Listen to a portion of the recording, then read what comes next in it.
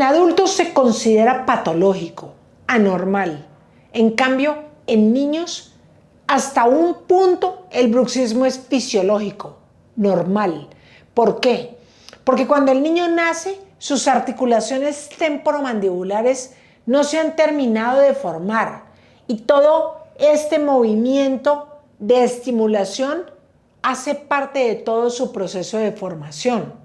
Es muy común que los niños bruxen durante la noche, pero llega un momento que es cerca de los 6 o 7 años en que ya el niño debería dejar de bruxar. Por eso es importante para los papás que tienen niños que hacen esto de noche, estar pendientes, porque también podrían llegar a tener un bruxismo por estrés, porque algo está pasando en el colegio, porque tienen algún problema de mordida, y no quedarse simplemente en que en el bruxismo de niños es normal y el bruxismo de adultos es anormal. No es tan fácil.